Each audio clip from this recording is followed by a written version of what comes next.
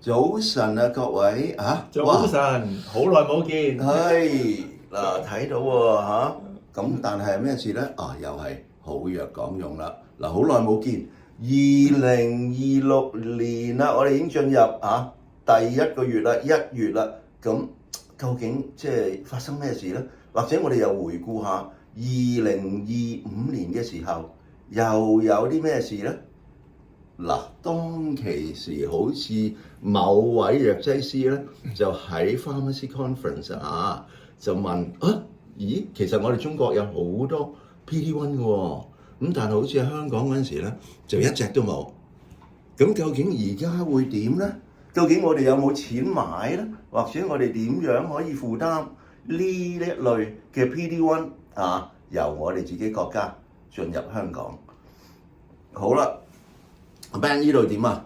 呢度即係加咗價咯喎，而家啱啱加價，係咁我哋期待呢一啲新嘅每一年節省到嘅醫療經費，真係好似當局咁樣承諾，去用喺支援罕見病同埋患有癌症病呢啲重症嘅病人身上。希望佢哋可以用藥咧係快又準。係啦。嗱，呢句説話啦，仲有呢度喎，上年係嘛？我哋好記得嘅。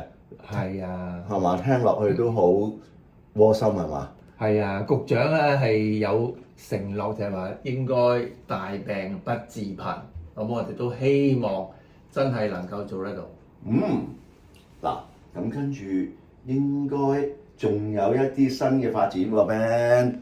係啊，呢個咧，我哋係好藥講用，真係好期待佢能夠扮演到一個積極嘅角色嘅，因為佢係負責引進呢啲創新藥同埋醫療器械咧，係入去公營嘅服務裏邊。咁呢個辦公室咧，我哋真係好期待佢咧，係可以好快、好積極咁樣咧，係做到一啲真係實事出嚟俾我哋睇。係啦，咁即係我哋即係由被動變主動啦，呢度。咦，真係由被動轉變主動？哇！係咪有好消息啊？呢個係咩好消息啊？呢個係即係我諗業界都好希望係即係發生嘅事嚟嘅，因為佢可以申請入藥嘅時候咧，係直接唔使再有其他嘅程序就可以入到呢個安全網。咁呢個咧係一個好事嚟嘅，加速咗病人真係可以快啲能夠喺負擔嘅情況之下用到一啲合適新嘅科研新藥，而呢一隻更加係國家科研嘅新藥。OK，哇，係咯，以前又要 SFI 先係嘛，跟住先再等幾耐先可以進入呢個 safety net。哇，而家真係即係有兩個突破啊！即係快咗好多。之前咧就有一隻即係腸癌藥直接入到專用藥物，而家又有一隻國產藥直接入到安全網，非常之好嘅一個發展。OK，咁更加即係又係你嘅咩啦你成日都講好藥係有價嘅，咁有價嘅時候，我哋又要諗下好多其他嘢啦。即係而家第一步啦，就係 safety net。但係 Ben 你成日都覺得仲可以優化嘅，仲可以將啲成本效益更加好嘅提高嘅。呢個係絕對可以嘅。我哋成日都局長都話想慳翻到嘅錢係用喺病人嘅身上啊嘛。咁其實你增加安全網咧，其實都唔係最大嘅成本效益嘅，因為你安全網係需要資產審查。資產審查咧，其實係牽涉到好多人力物力嘅資源。咁跟住佢要唔要做一啲即係所謂定期嘅抽檢喎？咁抽檢嗰度咧又好嘥時間嘅喎。咁呢啲咧係咪真係需要咧？我哋係咪可以走出我哋嘅框框，諗下可唔可以有一啲係即係共付嘅即係情況之下去用呢啲藥，就唔好淨係靠安全網或者自費。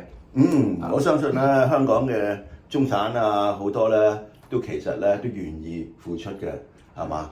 咁因為我哋都知道我哋嘅醫療體系咧，實在咧係用政府好多錢，所以我哋都係如果係中產嘅係能力負擔得起嘅，我哋都係願意去共付嘅。我相信由我未退休之前咧，其實好多即係病人咧，尤其是癌症病人咧，佢哋都願意共付嘅。只不過咧，真係需要諗一個好好嘅機制啦，點樣去釐定呢個共付啦，亦都唔好似學一啲西方國家咁，俾醫療保險咧就賺晒嗰啲共付。咁我覺得咧，呢樣嘢都真係需要開始去着手去諗下，我哋點樣去做一個共付嘅即係呢個藥物之下嘅一個新嘅機制。OK， 咁我哋就熱切期待新嘅嗰個引進新藥嘅辦公室點樣去主動啦出擊。OK，好多謝大家，好，下次見。拜拜。